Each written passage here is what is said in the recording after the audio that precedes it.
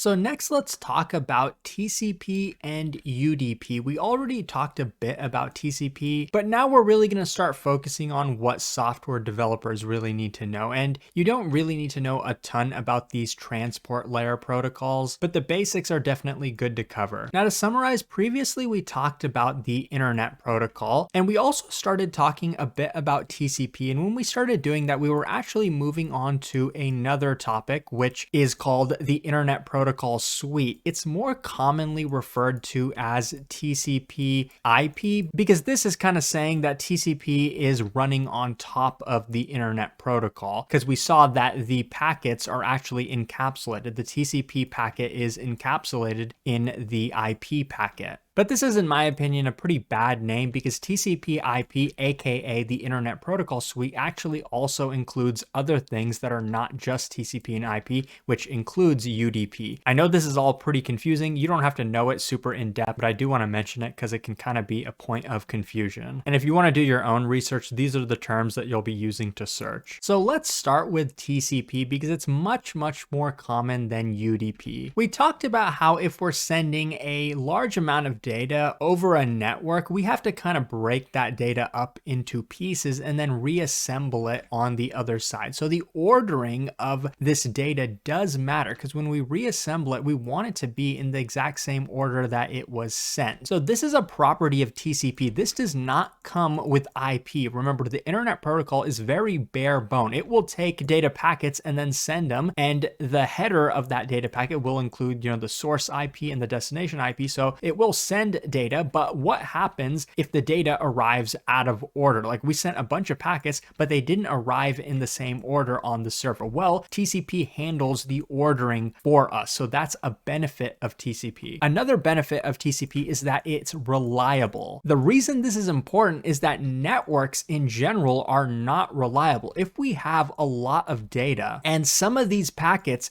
do not end up getting sent, like let's say all of these packets arrive at the destination and we're able to reassemble them in the correct order, but what if one of the packets does not arrive? This one is missing. What would we do in this case? The Internet Protocol does not have a solution for this, but TCP does. TCP is the reason that if some packets of data do not arrive, we don't experience issues as users because those packets, those missing packets, will be resent, and only those missing packets will get resent, and then we will get the entire thing that we wanted. So this reliability is sort of analogous to when we send mail. Going back to our analogy, when we send mail, you can add tracking to that mail so you kind of know when the stuff actually arrives, and that if something doesn't arrive, we can resend the same thing. For example, like on Amazon, if you order something and the tracking shows that it never arrived, then you would end up getting it resent by Amazon. Not a perfect analogy, but I hope this kind of gives you the idea, because this reliability is something you do not get with UDP. And this is called retransmission of lost packets. Now, part of the reason why this is actually possible is because TCP actually establishes a connection between the two machines that are communicating. This is a two-way connection. We've sort of been talking about just, sending one message, sending one letter or a piece of mail to another server from some source to a destination. But when we actually establish a TCP connection, we can send data in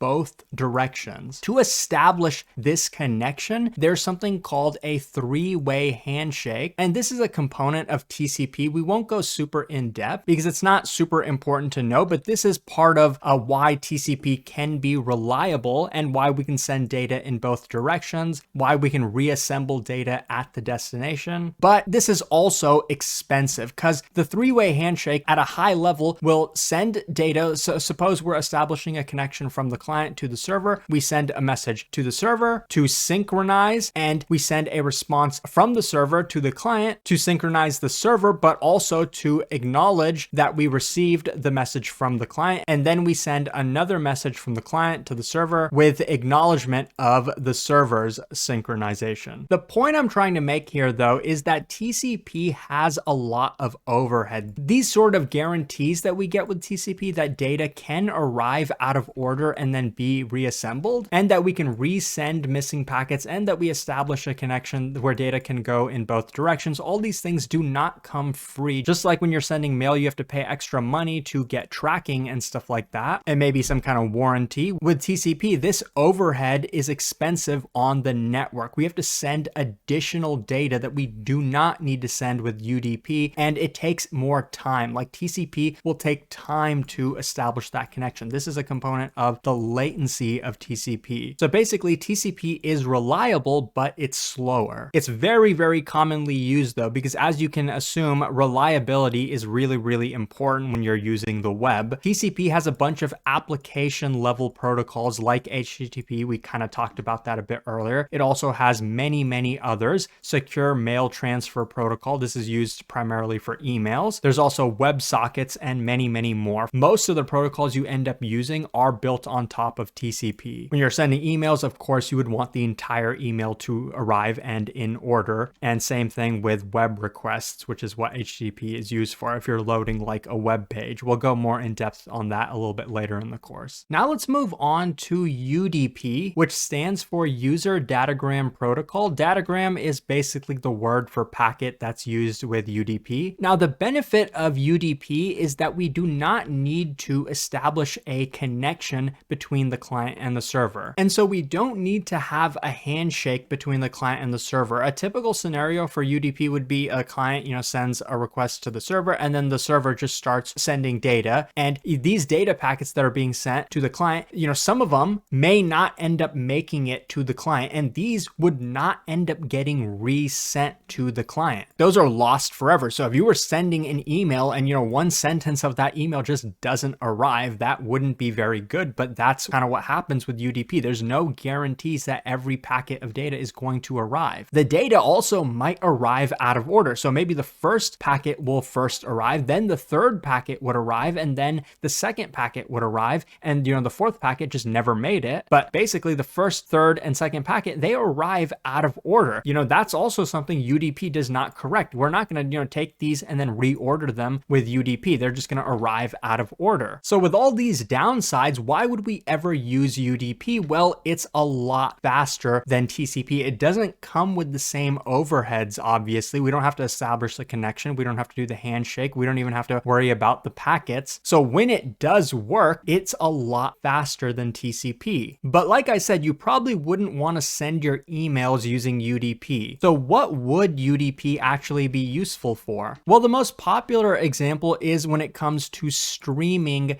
data in real time. Like for example, live streaming a video or a call or something like that, where maybe these packets of data actually represent frames of a video. In that case, if one of the frames, like the middle frame here, doesn't arrive, that would be okay, because when you're watching something live, if there's a break in the connection, you don't necessarily need it to pick up where we left off. Like over here, you would want it to pick up where we're at in real time. Now the ordering could still be out of order, but it wouldn't be super out of order, hopefully. And the point is that this would go faster. If you're watching something in real time, you want it to be as close to real time as possible. So UDP would give that to us. And if we're missing some frames, it's okay. When we're watching live TV, we don't need every single frame. If something gets cut from the middle of it, at least we pick up where we're actually at in real time. Like this would be the live feed. That's what we want. We don't want to see what happened 5 seconds ago. We don't need to resend those data packets. That's what TCP would try to do. We would try to resend those frames, but we don't need that when we're watching something live. This is just an example to show you that there are trade-offs with everything, not just when we're talking about scaling servers and things like that. Even with protocols, there are trade-offs. There are cases where TCP is more useful and UDP is more useful. Other use cases of UDP would be maybe playing online games for similar reasons as live streaming. Also, UDP is used in DNS, which we're going to talk about shortly. But I hope this at least gives you the high-level ideas behind TCP and UDP. As software engineers, we rarely have to get to this low of a level on the network stack. So for the rest of this course, we're going to be mainly focusing on the application layer protocols that are built on top of TCP, the biggest one being HTTP.